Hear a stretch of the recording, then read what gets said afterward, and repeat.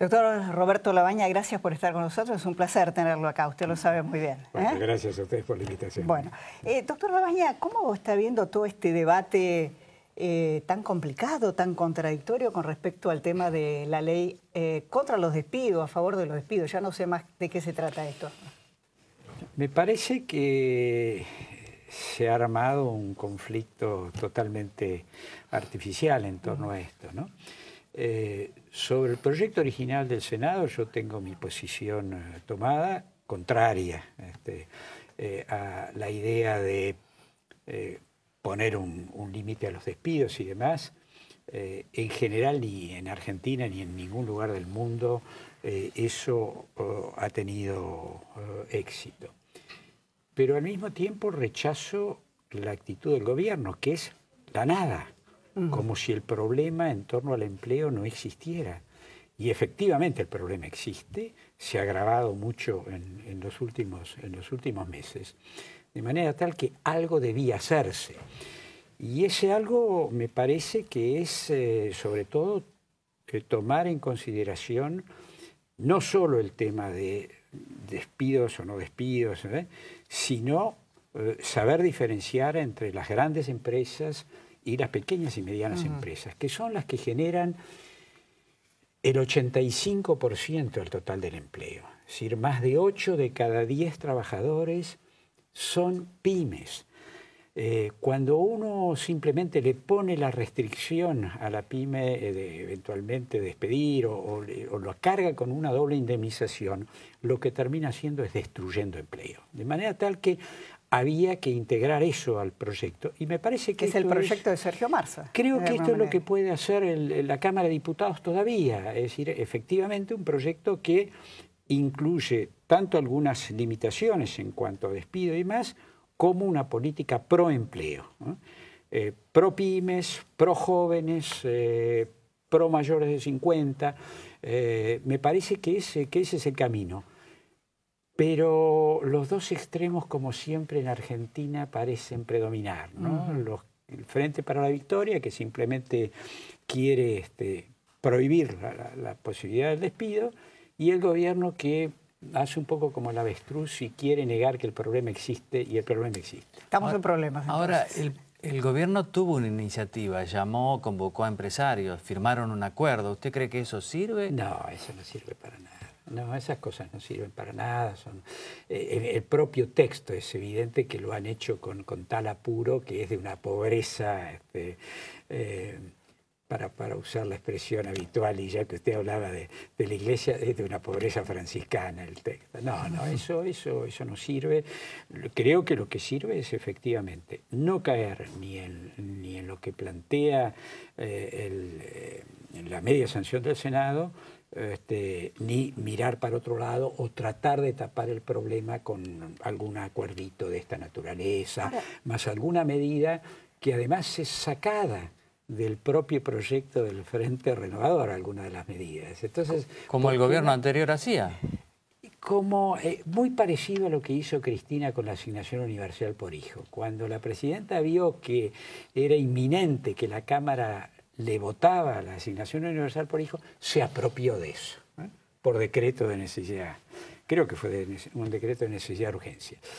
Y ahora han hecho lo mismo, es decir, frente a la realidad de que hay una presión que ya no pueden negar la existencia del problema del empleo, tomaron algunas de las cuestiones que efectivamente se habían planteado en el Congreso y que todavía se van a plantear. Mañana entiendo que hay dictamen a favor de ese proyecto unificado, por decirlo de Ahora, alguna doctor, manera. ¿cómo cuesta pensar en la Argentina, ¿no? Porque esto se trata, ya que están todos pensando en los trabajadores y todo ese discurso, y está muy claro que dentro del Congreso hay juegos políticos, a veces más que juegos concretos. Sí, pero, a ver, todos los congresos del mundo son así.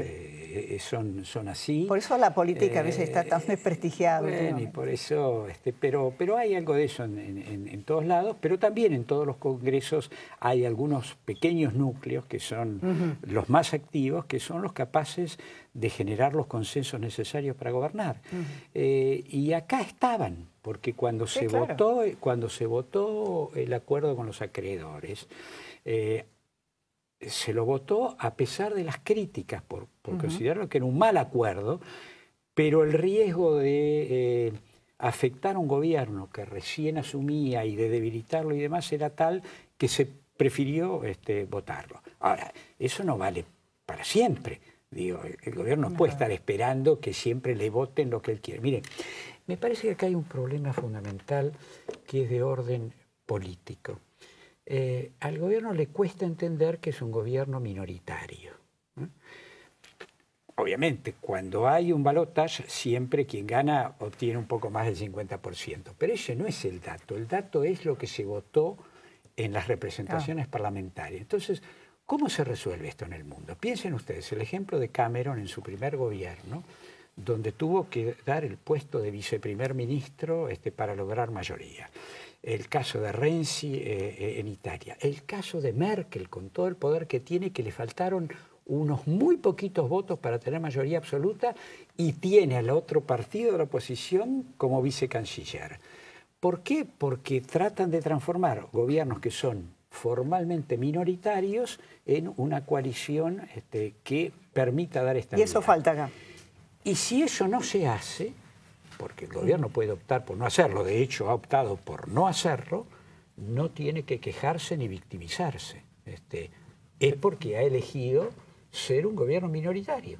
Pero en la provincia de Buenos Aires ha ocurrido otra cosa. Absolutamente. Ha habido una alianza con el Frente Renovador y parece más estable esa administración. Así es. Ese es un ejemplo. Usted da un ejemplo. Yo di ejemplos del exterior. Usted acaba de darnos un ejemplo acá, de aquí nomás. Efectivamente, ahí la gobernadora procedió de otra manera. El Frente Renovador preside la Cámara de Diputados con el diputado Sargini, y ahí se han ido aprobando las distintas leyes con una gran tranquilidad y no ha habido grandes conflictos. ¿Pero eso quiere decir que ustedes están todavía dispuestos a hacer una coalición parlamentaria con Macri?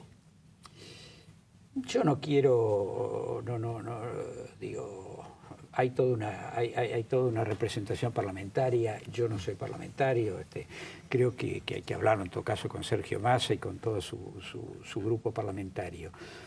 Lo que sí sé, porque tengo diálogo permanente, es la voluntad de ayudar a que esto salga bien.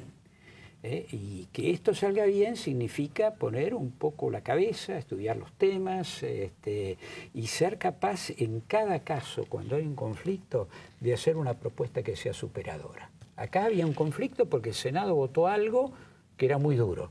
Bueno, a eso no había que negarlo y mirar para otro lado. A eso había que resolverlo por una propuesta superadora. Eso es lo que usted le reprocha al gobierno actual, entonces. Yo creo que efectivamente que es eso. Es decir, no entender que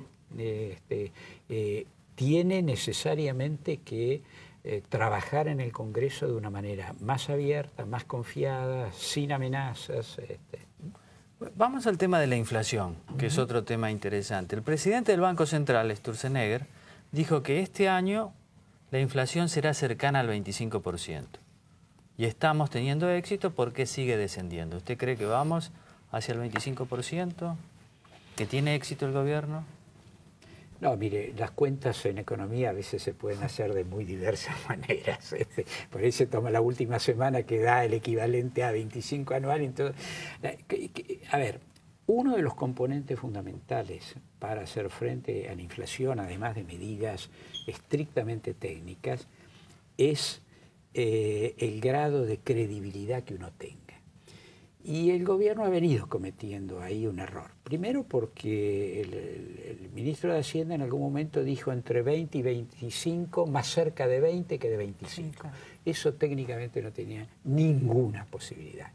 Entonces se transforma en una declaración vacía que la gente que va a los supermercados, que ve lo que está pasando, se lo van a reprochar siempre. Se da cuenta que no puede ser. Entonces pierde credibilidad en su manera de enfrentar. Y vuelvo a decir, la credibilidad en un programa antiinflacionario es fundamental.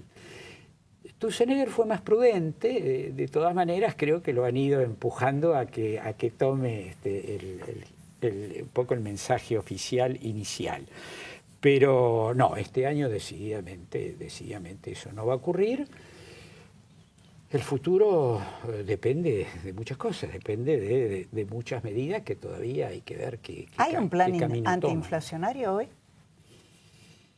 No, acá, a ver, yo veo el programa actual como cada vez más parecido al el momento, los primeros 4 o 5 años del menemismo, ¿no? Fíjense ustedes, tipo de cambio fijo, que no ayuda a la competitividad de Argentina, salarios retrasados, tasas de interés fenomenalmente altas, capitales financieros ingresando para hacer lo que normalmente se llama la bicicleta financiera, es decir, colocarse acá. Digo, cosas muy parecidas a lo que fue el principio del menemismo. Ahora, hay una diferencia fundamental. En aquel momento todavía en la sociedad argentina había niveles de pobreza del orden del 15%. Hoy estamos en niveles de pobreza, según ha dicho la Universidad Católica, del orden del 31%. Ratificado además con una metodología totalmente distinta por UNICEF. En consecuencia, me parece que un programa de esa naturaleza, que es, vuelvo a decir, baja competitividad, endeudamiento externo, no puede tener por lo menos el recorrido de varios años como tuvo, con consecuencias graves después, pero tuvo un recorrido de varios años como fue aquel programa de los 90. ¿no? Ahora, entonces usted cree que va a resurgir la actividad económica en el segundo semestre o vamos a seguir en este languidecer? A ver, puede ser, pero depende de algunas medidas. Para que la actividad económica vuelva a arrancar, usted necesita consumo. Para que haya consumo, usted necesita poder de compra en el bolsillo de la gente. El otro componente es exportaciones importantes, para lo cual hay que tener competitividad. Entonces, si usted tiene salarios atrasados, baja competitividad, es un poco difícil pensar que sí podrá mejorar respecto de este primer semestre, algo, pero es muy difícil pensar que se puedan alcanzar tasas de crecimiento como las que Argentina necesita, que son del orden de 5,5%. Ahora, usted ha señalado muchos problemas, muchos problemas. La pregunta es, ¿falta un ministro de Economía?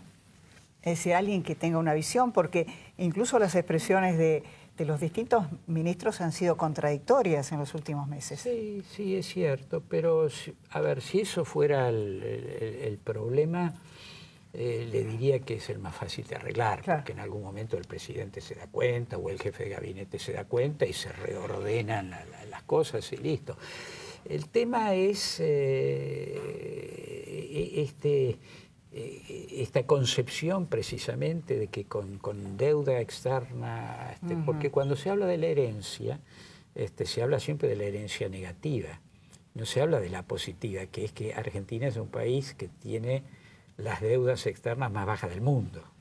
De manera tal que eso habría que ponerlo. Eso me parece que está la tentación de sacar al gobierno nacional, a las provincias, a todo el mundo a tomar recursos.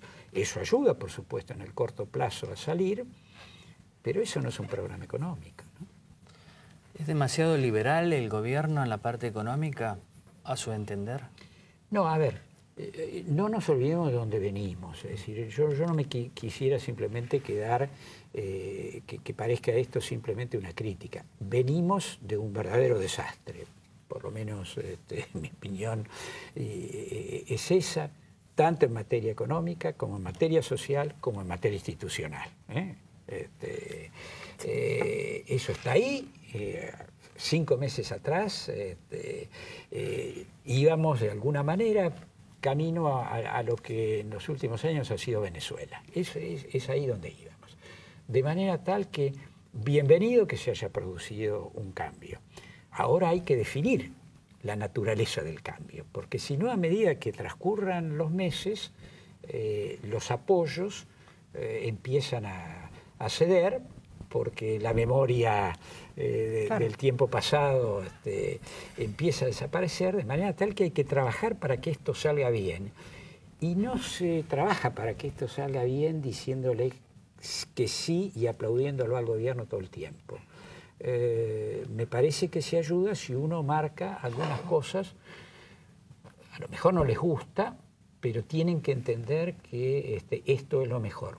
Pero vuelvo a decir, cuidado, no me olvido de dónde venimos, no quiero volver a aquello. Me parece fundamental de que esta experiencia ahora salga bien. Pero claramente hay que ponerle un contenido social mayor que el que tiene hasta ahora. Salen muy rápido todas las medidas que tienen. Y tener una visión, ¿no? Con sectores concentrados, salen muy rápido, todas. Y las otras, mire lo del IVA, se ha anunciado cuántas veces, tampoco va a servir demasiado, pero bueno. Nos tenemos que despedir, ya es una lástima. Qué lástima. ¿Usted cómo está para asumir? No. Para eso está la gente más joven ya. Doctor Labaña, como siempre, un placer tenerlo con nosotros. Muchísimas gracias. Gracias.